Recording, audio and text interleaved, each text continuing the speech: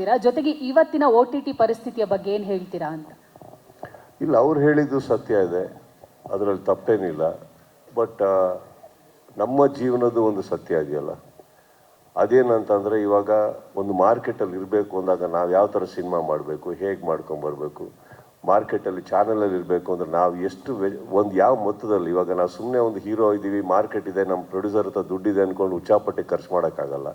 ಒಂದು ಸಿನಿಮಾಗೆ ಒಂದು ಬೆಲೆ ಅಂತ ಇದೆ, ಆ ಬೆಲೆ ಮೇಲೆ ಹೋಗ್ಕೊಡ್ದು ನಾವು ಪ್ರತಿಯೊಂದನ್ನು ಮಾಡಿದಾಗ. ಈಗ ನಮ್ಮದು ಅಂತ ಒಂದು ಮಾರ್ಕೆಟ್ ಇದೆ. ಈಗ ಫಾರ್ ಎಕ್ಸಾಂಪಲ್ ಈ particular cinema we have been ನಮ್ಮ with the blessing of every one, I think ಒಳ್ಳೆ ಫಿಗರ್ಸ್ ಆ್ಯಂಡ್ ಒಳ್ಳೆ ಬಿಸ್ನೆಸ್ ಟಚ್ ಮಾಡಿದ್ದೀವಿ ಎಲ್ಲ ಕಡೆ.